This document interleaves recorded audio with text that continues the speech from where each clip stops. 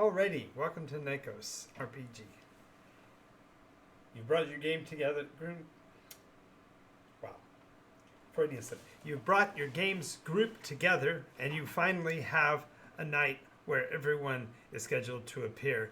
And yet, we are down 2 players, and it doesn't seem like they're going to show. Hesitantly, we start the story, and as we begin to delve into the adventure, the question about where the players have gone comes up. Players look to each other and then look at the ground. A week later, as you survive the wreckage left over from the conversation, there are but 2 players left, and the question becomes, why did that game session die? Hi, I'm Jonathan Albin, and this is NycosRPG, and I am here as a game master with 50 years of experience behind the shield to help you bring your games group together and be more coherent than ever before. And this is a great question. Why do games groups die? And there are a myriad of answers. We're going to be going over them somewhat in a coherent fashion. Perhaps I'm not as oriented and organized as I could be, but I do try at least to cover most of the topics in a rational way, and I hope I can help you. All right, so why does a games group die? Well, the first answer I'm going to give is the most pragmatic and most practical, and it's matter of fact. And the reality is just sometimes the game session has run its course. I'm not going to put up a slide in pursuit of it. I'm not even going to put up an agenda point. But the reality is that a lot of games, they run their course simply because you've played together for 7 months, 10 months, 2 years.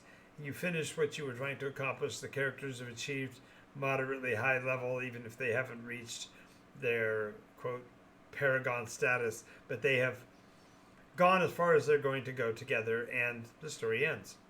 The end. And that sometimes happens.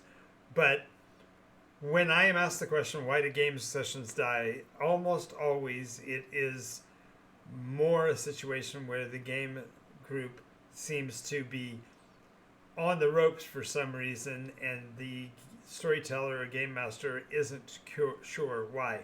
So I'm going to talk you through some of the possibilities and give some recommendations on what you might want to consider concerning your games group and what might be causing the difficulties within your group. If you see something in here that makes sense to you, make sure you like and follow this channel, because this is where I provide information 5 days a week, 2 sessions a day, 10 o'clock in the morning and 11 p.m. Pacific time. And if you want to be a part of this show and be a part of that more directly, you can also check out our Patreon program at patreon.com/Nykos, N-Y-C-O-S. Alrighty, so we're going to be looking today at, as I said, several primary reasons why game sessions die beyond natural death. The idea that a game reaches its fruition and you've played it for as long as you've intended to, that's radically different. But these are those game sessions that seem to die premature deaths, and the groups cease to play together earlier than expected. And the first of these is characters reach their objective. Now, if this is optimal, then the players will collectively do so in around the same number of weeks, and generally they will come to a consensus themselves of whether they want to continue to play or not. And that is not of which this is speaking. What we are talking about here is when one player has apparently achieved his objective in the group. It's usually after a relatively long run, 7 months, 2 years. As I've mentioned before, my campaign's arc is about 6.5 to 7 years, and so generally players will, about about halfway through, about 3 years, will have achieved the goals that that specific character was trying to accomplish. Generally, there will be a die-off, if you will, of personnel around this time frame, simply because of the following possibilities. Perhaps the politeness of the player has become a factor where they simply don't want to draw attention to the fact that they are done, they've completed their story, and they are trying to be as quiet about it as possible, so they will often simply withdraw themselves from the campaign. Sometimes it's because the player is non-confrontational. He doesn't want to address the issues of this nearing of the objective, and therefore he's trying not to make any waves. Other factors could be into play, such as interpersonal conflicts, interpersonal relationships that you as a game master aren't really aware of. But the player will often remind you of their objective as you're approaching its terminus, partially because they want you as the game master to perhaps find them something new to pursue, or alternatively, maybe they are looking for ways for you to be given awareness that they are not going any further. With this, they will occasionally, in the case of one of our group recently, they try to delay it intentionally. They find ways to literally deep six their own plans to prevent the completion of that objective. They don't want to finish because they perceive in their head that the game is over when they've done so, because they have no elevation of their sight line to continue the game forward. Some player will find a way to delay it. They will slow down their own advancement in order to keep that situation at a standoff, at an arm's reach from them. The very solution to such a conflict is in the meta, the play. You've got to talk to the player and find out where they are at in advance of them reaching that terminus, or else they will either explode and force themselves out by other players just being sick of it, or they do so in a fashion where they just simply withdraw. Now, generally, this affects newer, younger players more so than your veterans, because they really have never reached this point before, perhaps in a story, and so therefore they don't know what the outcome of success will be, and they are literally afraid of it. And the best result is actually to retire the character they're playing. That character has reached its terminus, but of course the player still enjoys the interaction with the other players, or else they wouldn't be asking for or leading towards this continuation process. And also the player response to this is absolute relief once you've drawn attention to it and focused their direction away from that persona, because now they realize they can go on to other lives in the story, and thereby, when you have been able to alleviate those stressors, that player will be able to continue in an ongoing campaign if that is your agenda.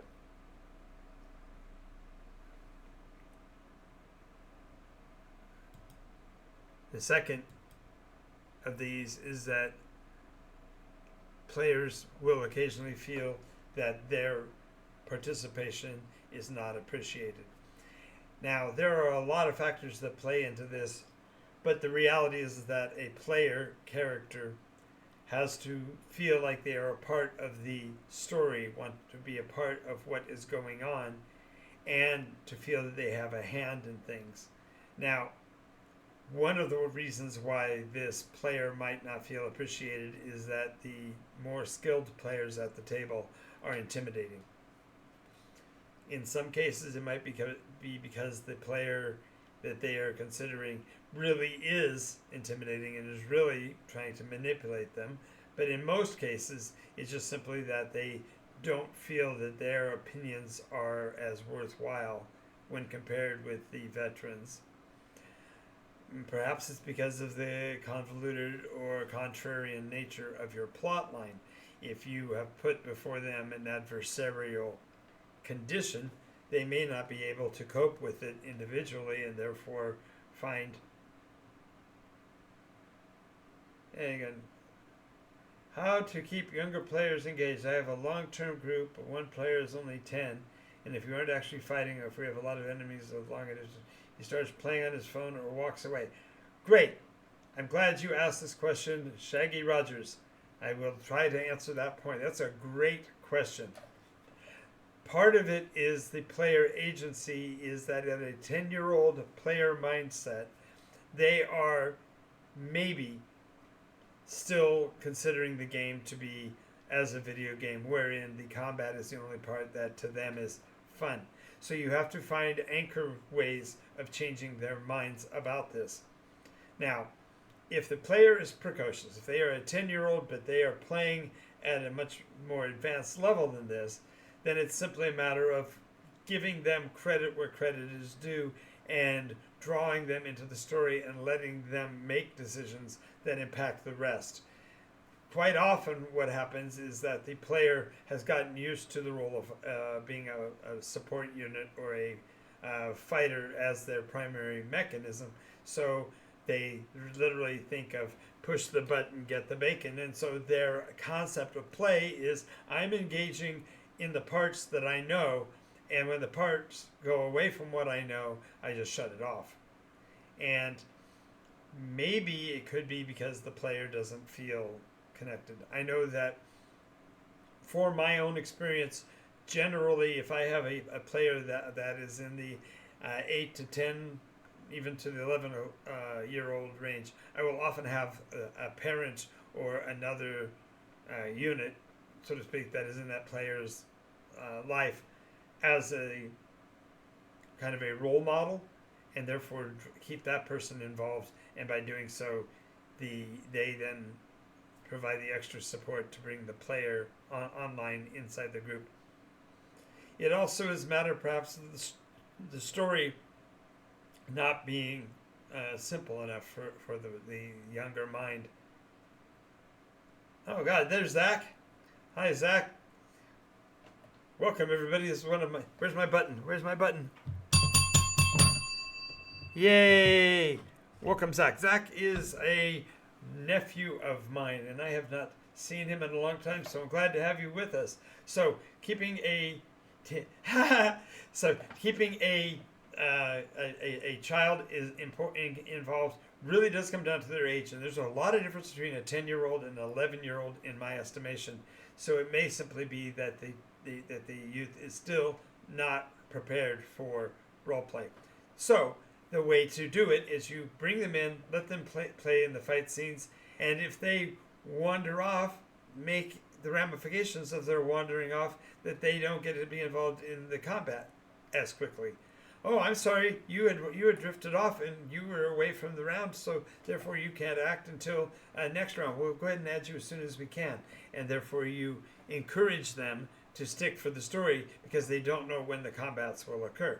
Now, it does mean also if you're playing especially with a large number of 10-year-olds, you need to target the adventure more to what your players want, because player agency is dependent upon player satisfaction. And if the player isn't getting what they want from the game, then naturally you're going to zone out. So it's partially understandable, but it's also partially the responsibility of those playing with the child to keep them online.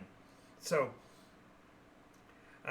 jumping back to where we are, when we talk about players' lack of appreciation, perhaps the child doesn't feel like their input is as valued in the moments when they're not involved in combat. And so it really is, it depends upon the other players engaging that persona, that character, and making that character feel welcome, and thereby the persona will be attached, will be connected back into the story. Now this generally leads to the player. If the player is feeling dissatisfied, these are the examples of sessions that simply die off because players simply cease coming. A quiet quit is much more likely in this environment, simply since they don't feel the appreciation and they don't know how to say what they're worried about, because they don't want to be seen as weak. They don't want to admit their discouragement, and so they are going to be quick to cut themselves off from the pain. Now, enforced time limits is the easiest way to handle this. If you are running a regular role play games group and you have, say, 6 players, then you should allot roughly 10 minutes per player. Therefore, at least once per hour, the player feels engaged. I actually had to find, and it took a while to actually discover it, but I was able to find a location that had a sand timer at 15 minutes for my 4-player groups and for 10 minutes in my 6-player groups. So I would give equitable time virtually per hour to each player and thereby keep them involved because they are on the scene, in the lens, so to speak, for at least that 10 minutes. So your player who walks away, your 10-year-old that wants to go dig onto his phone or whatever, simply when they are about to do that, guess what? That's when their 10 minutes occurs. You bring them into the story. You show them how valuable it is. Perhaps you give them a little bit of that ego burn that occurs when you are put in the limelight. I know that sounds weird, but it's a term that I kind of coined, which refers to when the player is put on the spot and they need to respond in character. Then suddenly they feel the gratuity of the ego that they're having their ego stroke. They are now part of the story and therefore are part of the adventure. But they are also at the same time feeling a bit intimidated because they are literally on the spot. Now, it does teach them, it reinforces really the concept of player agency in the game, to feel like what they have to say matters when they are the stark focus. And it does take some skill to work those into your games group, especially if you've been remiss in doing so in the past. But using a timing mechanism such as a sandglass, or even I put for a while, I had a widget on my desktop that would flash at me every so many minutes, so I would know it was time to switch players, and so therefore I was able to keep the churn going and thereby let the players know that they were just as important as one another because they got to play in that one segment as the focus of the game. Now, this also reminds your more veteran players to be more inclusive, and this perhaps ties most directly in with your younger player.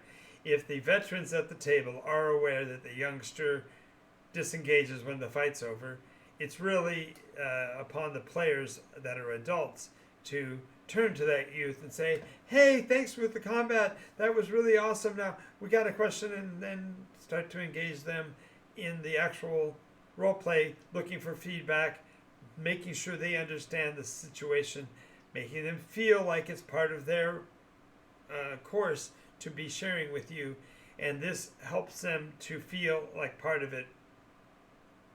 It also helps if you focus more on community-made decisions, so that the person, even if they are considered to be a follower on or a new kid on the block, they still feel like they're part of the story because the group has to request their submission of ideas, and community decisions are required instead of individual decisions becoming paramount.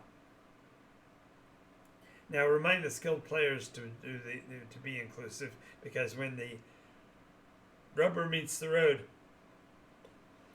the uncommunicated message is the one that always ends the game, and communication is critical. If a player is feeling disenfranchised, they may not say so, so you need to be able to draw that out, and to do so, remind those that are veteran players to bring these newer mindsets in with them so that they are included in the process, and therefore avoids the very issue of players not feeling appreciated.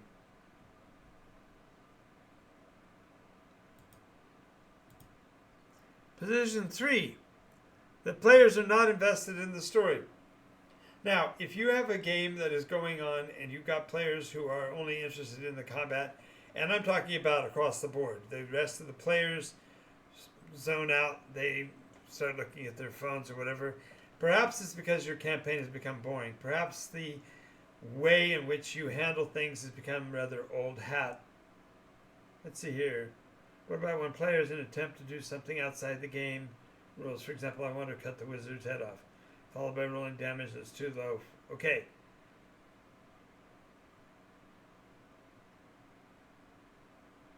Okay. No, I'm glad you asked this question. This is precisely where a role-playing game, by classic definition, Dungeons and Dragons, falls short of the perception of role-play in the minds of the players, and is precisely why I devised the NycosRPG. If you want to learn more about that, check out NycosRPG.com and go to the Ready to Play section, and you can download the Fast Play version, and you'll see that it's a percentage-based system that gets rid of the difficulties of the combat slog of a Dungeons and Dragons and mitigates the damage differential that occurs. So the question here about the players is to explain how the game's physics works to a non-sentient or non-aware person.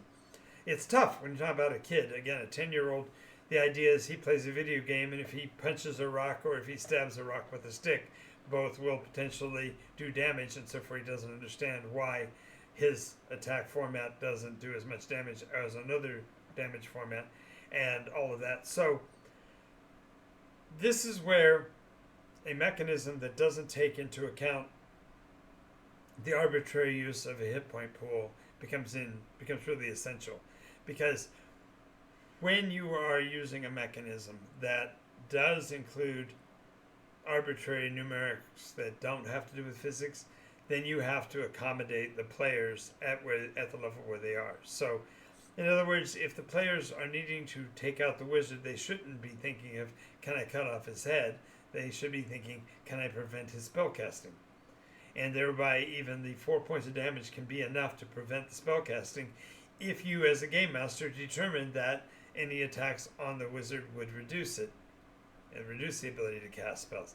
And so, therefore, you have to kind of moderate how that's going to be handled. The element that you're asking about, and I'm going to get back onto my plot line here in a second, but when the persona is endeavoring to do an action and that action is describable, in other words, he says, I want to prevent this guy from doing a thing, then he should be able to prevent the guy by doing a thing if you want there to be that chance. If you want it to be impossible, then say, I'm sorry, that can't be done. So you want to chop his head off? Okay, well, you're not going to do it with the pocket knife.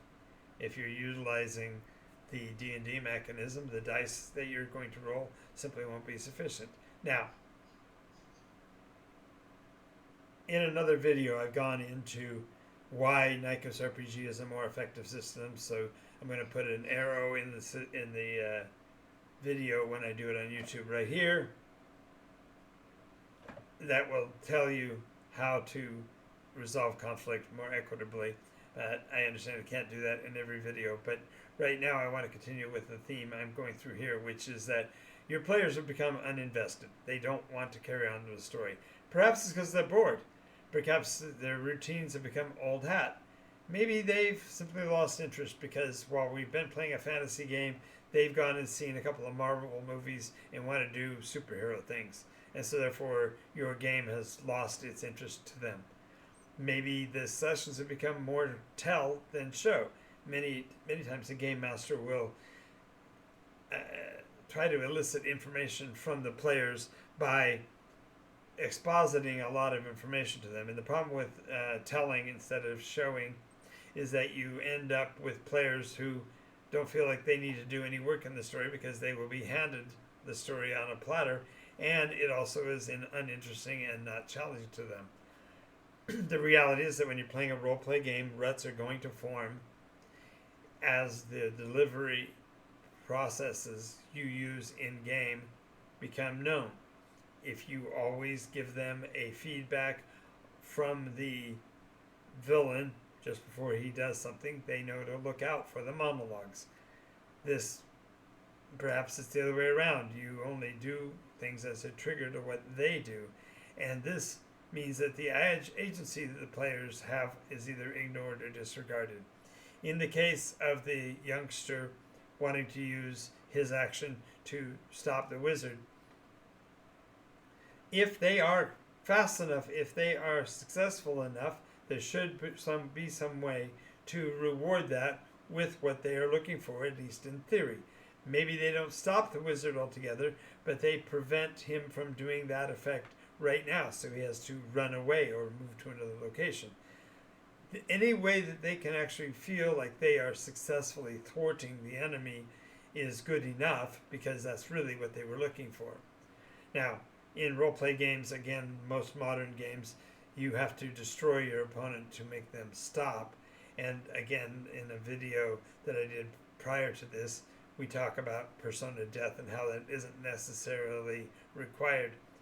But realize that even with this, if the players don't feel interested and they don't feel invested, they may also quiet quit. So they want to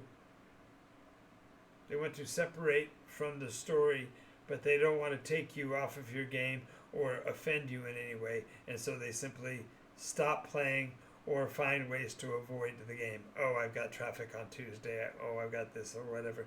And so building a story that is complex and engaging can be a partial patch for this.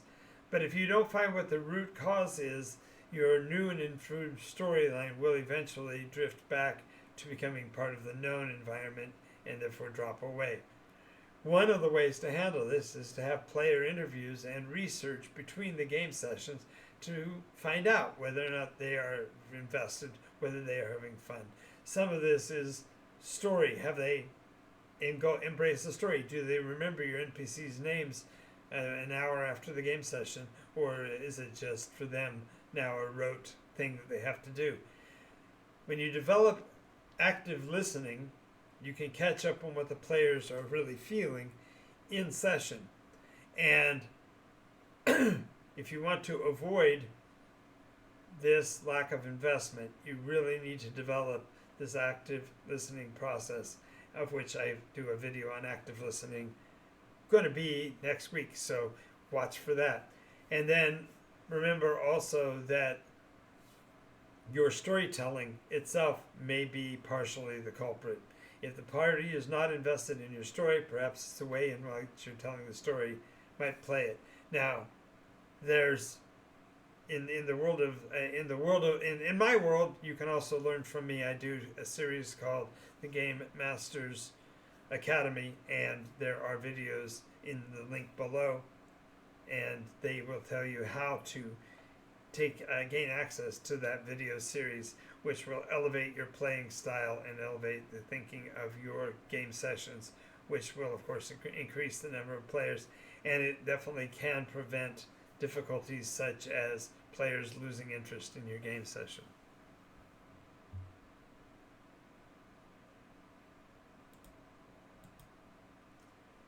Next, player schedule differences. Now this one is a hard nut to crack. If you've got a group of dedicated players, however, these can be taken care of. And one of the ways is by simply switching the game's day that you're using. Some players are so concerned with their schedules that when their schedule changes, they think it throws everything out on the floor.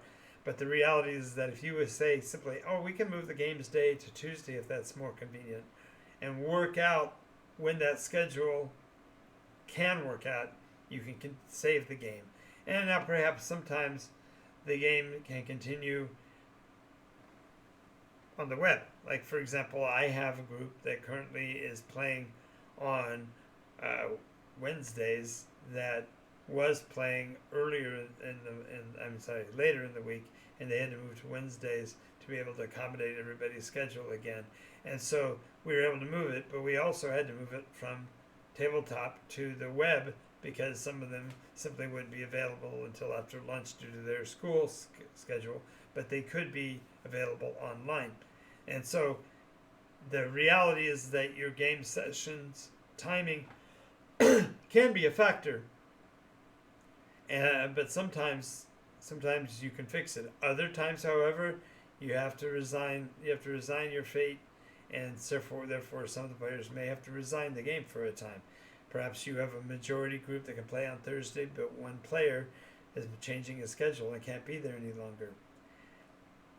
Well, if there are other games that your friend can attend, awesome. But if he can't be a part of this group, it may be the best for that player simply to resign from being a part of that group until such time as that schedule changes again. Just remember that sometimes things change. Sometimes for good, sometimes for bad. And the worst condition is that in the end, sometimes game sessions just end. We recently had a group that was playing every Friday that had been together since the middle of the 8th iteration in Nycos, when they were all playing D&D characters who then became the personas of the Nycos realm in their mid-levels, and that process really changed them, and we did lose some players at that point, and then we played through until we ran out of time in the late portion of the 8th and the beginning of the 9th, because they had completed their mission. And that group tried to stay together. We switched games that we were playing, tried to figure out a different genre that would work better, but ultimately, in the end, the games end, and that group had to fundamentally dissolve itself. Finally, one more section. No, that was it. So, to recap, I gotta get all these back up and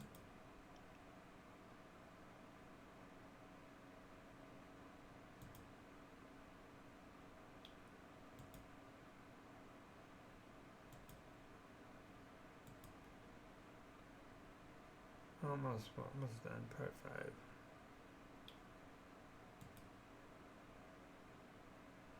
5. Yes. So the one that I haven't mentioned yet is the final one, and that's that the stories don't always meet the player's expectations. And this has everything to do with the storyteller and the story they're trying to tell. Oops.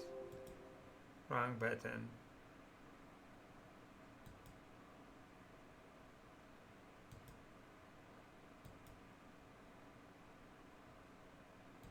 And this part 5 is that sometimes the game master, when he's building out the story before you play as a group, he misrepresents it.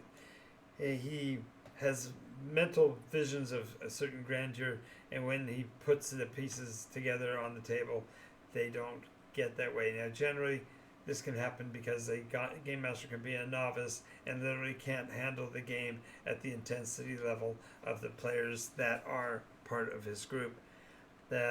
Maybe the game mechanics themselves are inadequate.